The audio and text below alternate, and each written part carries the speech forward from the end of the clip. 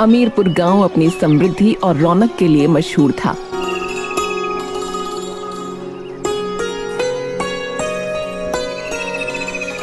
गलियां साफ, चौपालें गूंजती।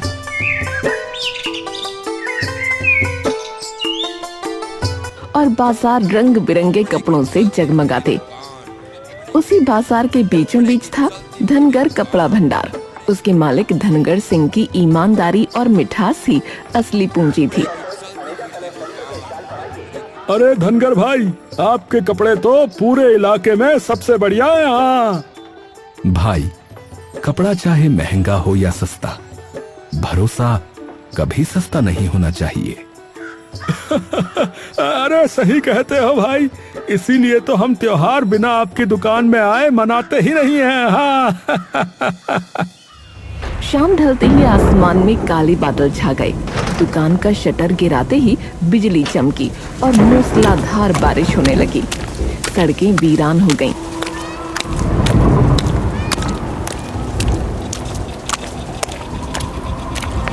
तभी धनगर की नजर एक पीपल के पेड़ के नीचे खड़े लड़के पर पड़ी। वो लड़का भीगा हुआ था, कपड़े शरीर से चिपके थे, होंठ कांप रहे थे और आंखों में बेसहारा दर्द था। अरे बेटा, ऐसे क्यों खड़े हो? भीग जाओगे तो बुखार चढ़ जाएगा। बाबूजी, मेरा कोई घर नहीं है, मजदूरी करता हूँ, जहाँ काम मिलता है वहीं रुक जाता हूँ। आज बारिश ने रोक लिया बाबूजी। धनगर की आंखों में बरसों पहले की तस्वीर तैर गई, जब वो अपने पिता संग गांव-गांव कपड़े बेचता था। कई बार बारिश में भीगते ठिठुरते उन्हें किसी मंदिर की चौखट में शरण लेनी पड़ती थी। वही दर्द मटरू की आंखों में झलक रहा था। चलो बेटा, मेरे घर चलो। ठंडी बरसात में खड़े रहोगे तो बीमार पड़ जाओगे। मटरू पहले झिझका, मगर धनगर के चेहरे की सच्चाई देखकर उसके कदम साथ चल पड़े।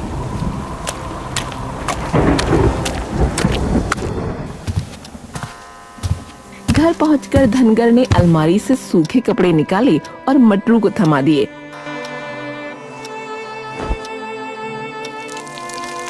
चूल्हे पर गर्म दूध चढ़ाया और उसके सामने रखा। मटरू जैसे ही दूध पीने लगा, उसकी आंखों से आंसू बह निकले।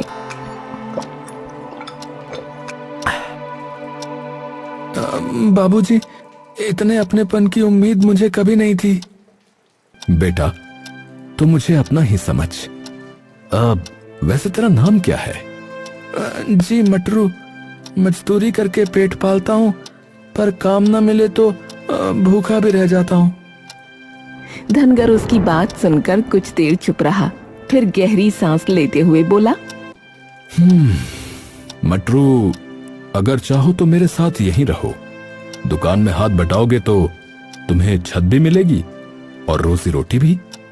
क्या सच बाबूजी, आप मुझे काम देंगे?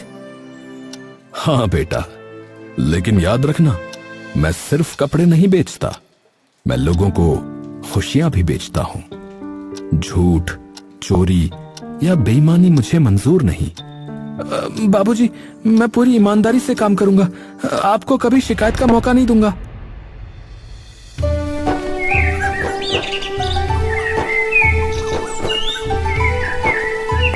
अगली सुबह धनगर मटरू को लेकर दुकान पहुंचा।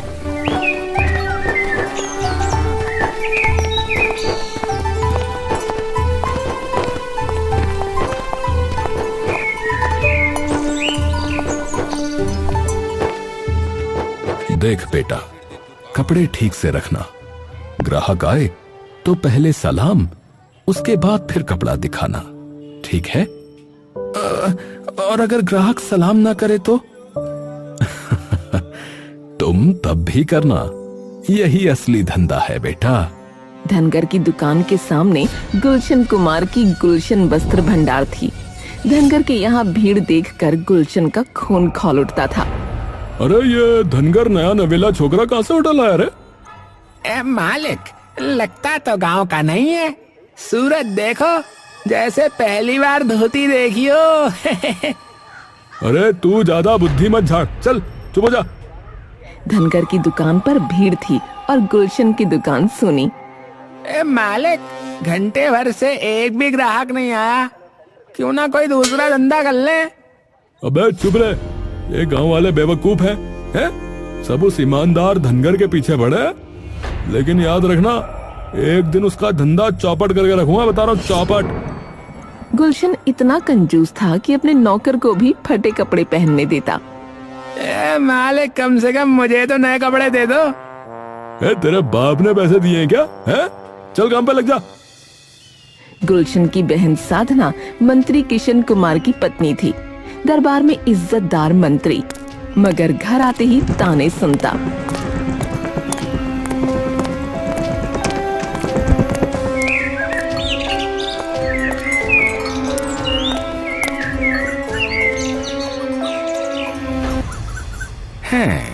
आज फिर दरबार में राजा ने मेरी राय मानी।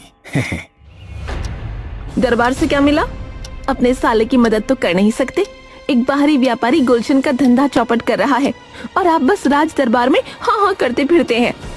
ये सुन सुनकर किशन परेशान रहता और अंदर ही अंदर गुलशन के प्रति दया भी महसूस करता। एक दिन राजा ने सभा में कहा, हमारे दरबार के लिए नए और अच्छे वस्त्र चाहिए। बाहर के अतिथि भी आएंगे, जिससे हमारे रेशमी कपड़ों को नया बाजार मिले। महाराज, मेरे साले गुलशन कुमार से बेहतर कोई नहीं महाराज। मंत्री जी, मुझे ईमानदारी चाहिए और वो मुझे सिर्फ धनगर सिंह में दिखती है, तो कपड़े वहीं से आएंगे। ये सुनते ही किशन के चेहरे पर जलन उतर आई। बाहर निकलते ही वो गुलशन से जा टकराया।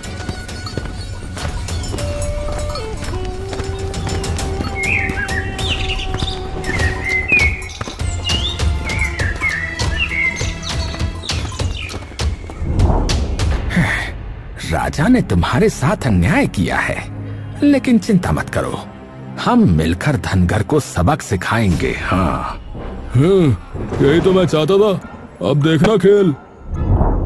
गांव की गलियों में चर्चा थी, राजा ने धनगर को चुना है। लोग खुश थे, पर कुछ के दिलों में जलन थी।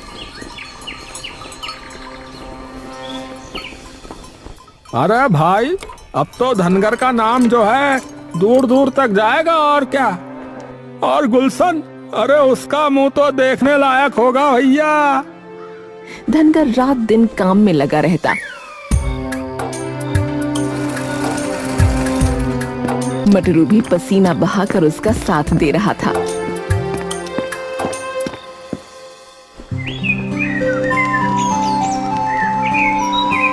एक शाम धनगर ने उससे कहा, मटरू, ईमानदारी ही इंसान की सबसे बड़ी पूंजी है।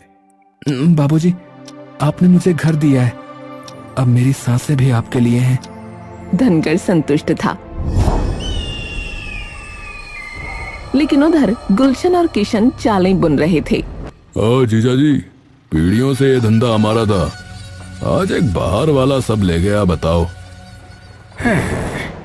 ईमानदारी तभी तक है जब तक उसके खिलाफ सबूत ना हो। अगर हम कपड़ों में मिलावट का दाग लगा दें तो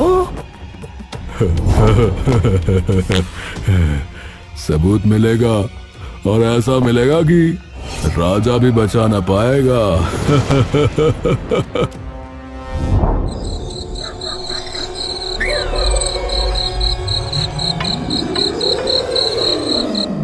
धनगर को कुछ पता न था।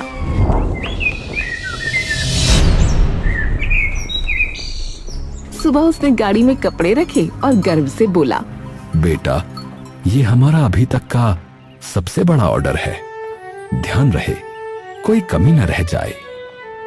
बाबूजी, जब तक न हो कोई गलती नहीं होगी। धनगर सिर ऊंचा करके दरबार की ओर बढ़ा।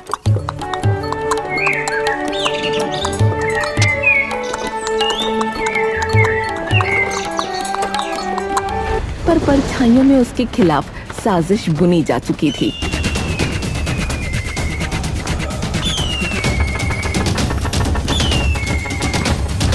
आप सभी व्यापारियों का इस अमीरपुर में स्वागत है। हम हमारे यहाँ के रेशम से बने वस्त्रों को आपके सामने रखना चाहते हैं ताकि हम अपने राज्य के रेशम से बने कपड़ों का व्यापार कर सकें। अब आप स्वयं ही देखिए और बताइए कि कपड़े कैसे हैं। सबको एक एक कर कपड़े दिए गए। सबके सब ने कपड़ों को देखा और उन्हें हाथों से महसूस किया। पहले तो सब कुछ ठीक लगा, लेकिन व्यापारियों में खुसर पुसर शुरू हो गई। ये देख राजा बोला, क्या हुआ? आप सभी इतने चिंतित क्यों दिखाई पड़ते हैं? माफ कीजिएगा महाराज, लेकिन ये कपड़े हमें कुछ ठीक नहीं लग रहे। हाँ हाँ महाराज, आपने तो शुद्ध रेशम के वस्त्रों के बारे में कहा था, परंतु ये तो मिलावटी रेशम है। नहीं नहीं, ऐसा नहीं हो सकता। ये वस्त्र मैंने अपने राज्य के बेहतरीन कपड़ा व्यापारी धनगर सिंह से सिलवाए हैं और उनकी ईमानदारी पर मुझे पूर्ण विश्वास है। क्षमा कीजिएगा महाराज, हम अनेक वर्षों से कपड़ों का व्यापार करते आए हैं, तो शुद्ध रेशम और मिलावटी रेशम का फर्क हम देखते ही तुरंत पता कर लेते हैं महाराज। बाकी क्षमा कीजिएगा। ये सब सुन मंत्री किशन और गुलशन दोनों ही अंदर खुश हो रहे थे, लेकिन धनगर को कुछ समझ नहीं आ रहा था।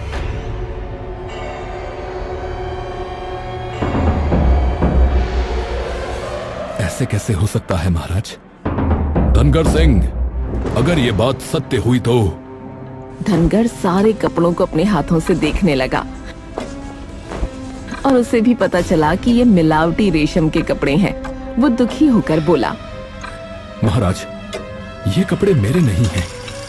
धनगर सिंह, ये वस्त्र तुम्हारी दुकान से आए हैं, तुमने सिए हैं और तुम कह रहे हो कि ये वस्त्र वो वस्त्र नहीं है।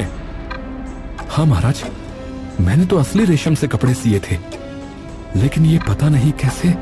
धनगर सिंह, तुमने मेरा और राज्य का नाम इन व्यापारियों के सामने मिट्टी में मिला दिया। तुम्हें इसका दंड मिलेगा। सिपाहियों, बंदी बना लो इसे। महाराज, मैं क्षमा चाहता हूं, लेकिन मुझे मेरी बेगुनाही साबित करने का एक अवसर तो दीजिए। अब तुम्हें मात्र दंड मिलेगा। कल पूरे राज्य के सम्मुख तुम्हें सजा दी जाएगी, ताकि फिर कोई राजा के सम्मुख बेईमानी करने का साहस न करे। राजा से इतना कहकर वहां से चले गए।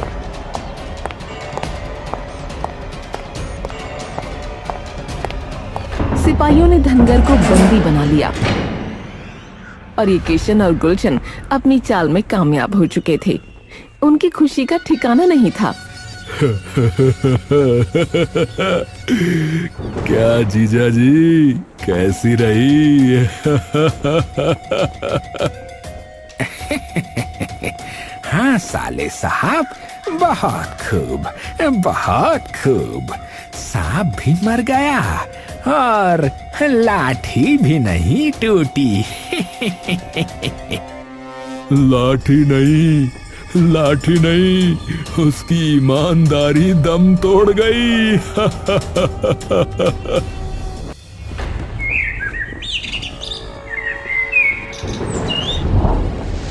अगले दिन बाजार की चौपाल पर धनगर सिंह दोनों हाथों से बंधा हुआ सबके सामने खड़ा था। उस पर कोड़े बरसाए जा रहे थे। धनगर दर्द के मारे चिल्ला रहा था। लोग अफसोस भरी नजरों से देख रहे थे, मगर चुप थे। दूर गुलशन की आंखों में जीत की चमक थी, पर धनगर के चेहरे पर न डर था न गुस्सा, सिर्फ विश्वास था। धनगर ने जोर से आवाज लगाई, महाराज, मुझे अपनी बेगुनाही साबित करने का एक मौका दीजिए। आप न्याय के देवता हैं, कृपया मेरी बात सुने बिना मुझे दोषी ना ठहराएं। धनगर सिंह, तुमने जो कार्य किया है वो क्षमा के लायक नहीं है। आज पूरा राज्य देखेगा कि बेईमानी का अंजाम क्या होता है। तभी एक सिपाही राजा के पास आया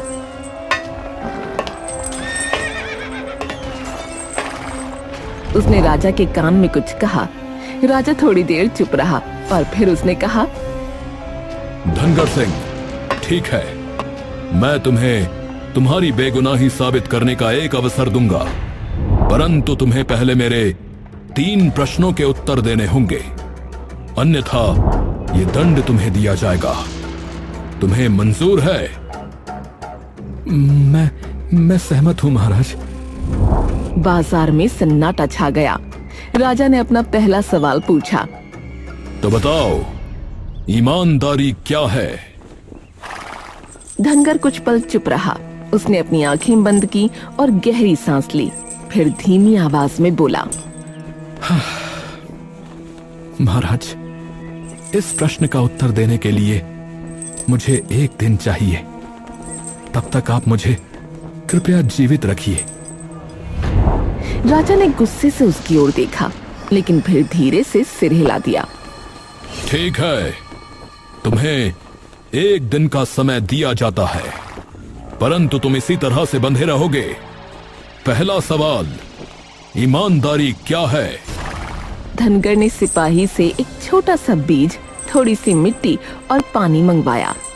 लोग हैरान थे कि बीज बाजार में बंधा व्यापारी बीज मांग रहा है। धनगर ने मिट्टी का एक छोटा सा मोंड बनाया, उसमें बीज डाला और पानी छिड़क दिया।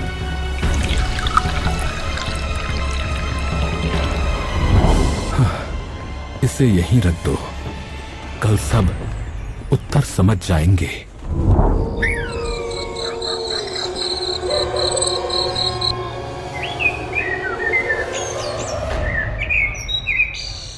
सुबह हुई, बाजार में फिर भीड़ इकट्ठी हो गई।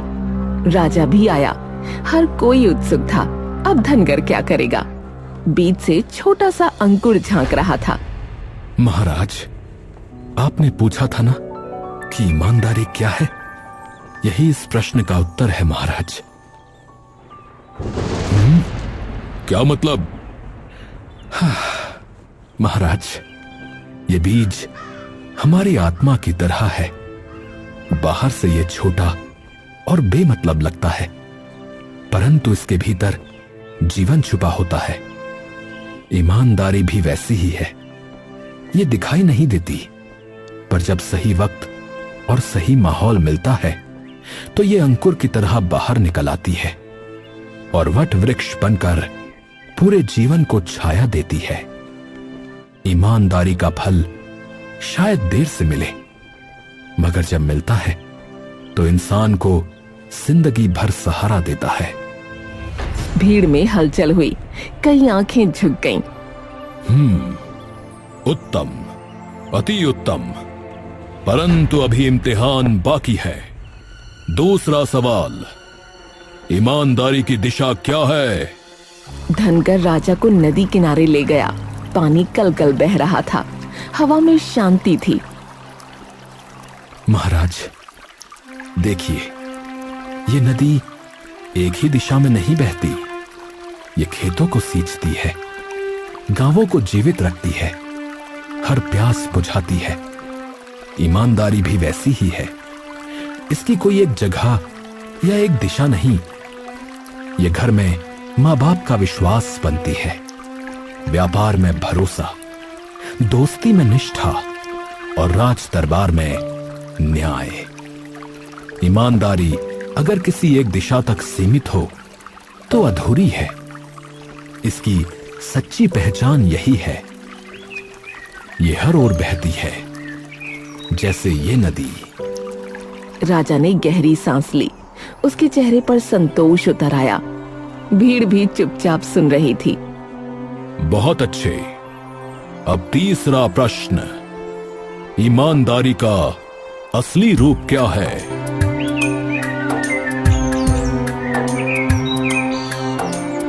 धनगर ने सबको खुले मैदान में विशाल पीपल के पेड़ के नीचे ले जाकर कहा, महाराज, जैसे धूप में थका इंसान पेड़ की छांव पाकर सुकून पाता है, वैसे ही ईमानदारी इंसान को राहत देती है। निर्धन हो या धनी, ईमानदार को सदैव इज्जत मिलती है।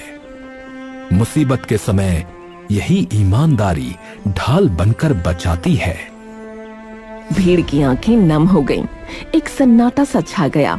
राजा ने उठकर ऊंची आवाज में कहा, धनगर सिंह, तुमने मेरे तीनों प्रश्नों का ऐसा उत्तर दिया है जो न सिर्फ मेरे दिल को बल्कि इस पूरे राज्य की आत्मा को छू गया है।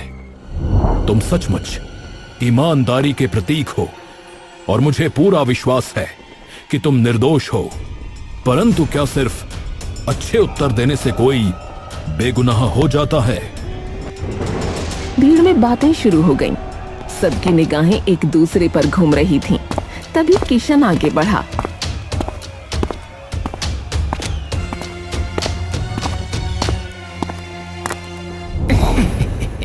महाराज, यही तो मैं भी कह रहा था महाराज। ये सब चाल है महाराज। ये व्यापारी अत्यंत चतुर किस्म का है। असली गुनाहगार तो यही है महाराज। धनगर ने गहरी सांस ली लेकिन कुछ बोला नहीं। उसकी आंखें राजा पर टिकी रहीं। तभी राजा ने इशारा किया। 2 सिपाही एक कांपते हुए नौजवान को घसीट कर लाए।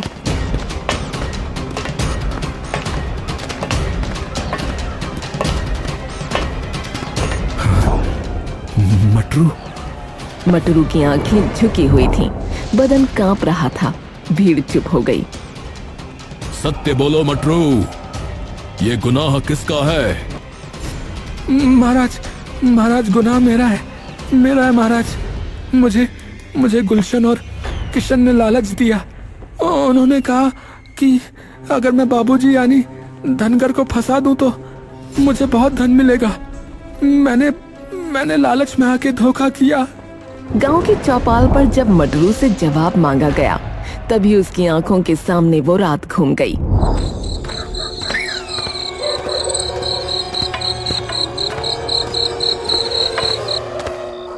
वही रात जब गुलशन और किशन ने उसे एक सुनसान मोड़ पर रोक लिया था। ओए मटरू, ओए जरा ठहर, तुझसे काम है, रुक। क्या बात है गुलशन भैया, इतनी रात गए? हाय, कितना भोला चेहरा है। अब तुझे इसी भोले चेहरे का प्रयोग हमारे लिए करना है। जी, क्या मतलब?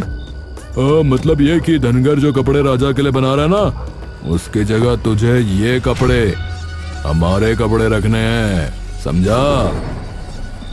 मटरू ने सब सुनकर कपड़े बदलने से साफ इनकार कर दिया। उसकी आंखों में साफ था कि वो किसी की धौंस में आने वाला नहीं। अच्छा, तो तेरी ये हिम्मत है? पर सुन, अगर तूने हमारी बात नहीं मानी ना, तो एक राज है जो सिर्फ हम जानते हैं। कौन सा राज? अरे वही चोरी वाला। हाँ, हमें सब मालूम है रे। तू चोरी का काम करता था ना, और ये भी कि तू चोरी करने यहाँ पर आया था। है, और अगर तू हमारी बात नहीं माना तो सुबह सुबह धनगर सिंह के कान में सब बात डाल देंगे। फिर सोच कि तेरा क्या होगा रे मटरू। ये सुनते ही मटरू का चेहरा सफेद पड़ गया। उसका दिल जोर जोर से धड़कने लगा। भैया ये बात अगर मालिक को पता चली तो मेरी रोजी रोटी ही चली जाएगी। हाँ, सही कहा तूने। तो कर लेना जैसा हम कहते हैं, हम मदद करेंगे तेरी, और तेरा राज ही रहेगा। अरे चल मान भी जा। है, कपड़े बदलना तेरे ही भले में है, समझा? वरना तेरा अतीत तुझे बर्बाद कर देगा। है, मजबूरी में मटरू झुक गया। उसकी आंखों में आंसू थे, लेकिन उसने सिर हिलाकर हामी भर दी। उसी रात से वो गुलशन और किशन के जाल में फंस गया और उसने गाड़ी में अच्छे वाले कपड़े की जगह गुलशन और किशन के दिए हुए मिलावटी रेशम के कपड़े रख दिए। भीड़ से हूटिंग और शोर उठने लगा। अरे शर्म करो भैया, धिक्कार है। धनकर का दिल जैसे टूट गया, उसकी आंखों में आंसू आ गए। बेटा तूने मेरे साथ नहीं खुद के साथ धोखा किया है। ईमानदारी एक बार छूट जाए तो आदमी कभी चैन से नहीं जी सकता। मटरू जमीन पर गिर पड़ा, आंसू रोकना मुश्किल हो गया। बाबूजी, बाबूजी मुझे माफ कर दीजिए बाबूजी।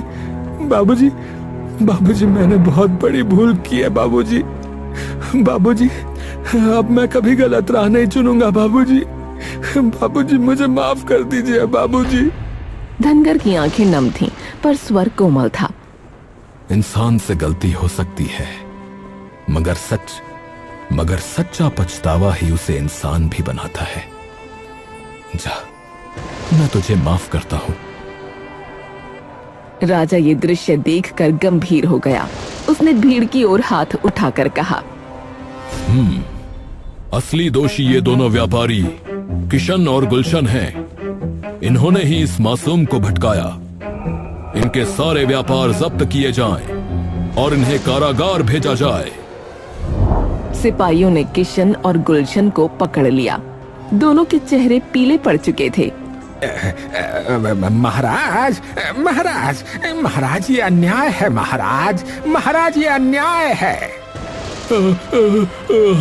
हमें छोड़ दीजिए महाराज, हमने कुछ नहीं किया महाराज। महाराज माफी, महाराज, महाराज क्षमा कर दीजिए महाराज, माफी। जिसने गांव की ईमानदारी को बेचने का प्रयास किया उसके लिए कोई क्षमा नहीं। भीड़ जोरदार नारों से गूंज उठी। ये सही न्याय हो। महाराज की जय हो, महाराज की जय हो, महाराज की जय हो। राजा ने धनगर की ओर देखा, चेहरे पर संतोष था। धनगर सिंह, तुम सचमुच ईमानदारी के प्रतीक हो। आज से अमीरपुर तुम्हें अपना सबसे सच्चा व्यापारी मानता है। धनगर ने सिर झुका लिया। उसकी आंखों से आंसू ढलक पड़े, लेकिन दिल में एक सुकून था।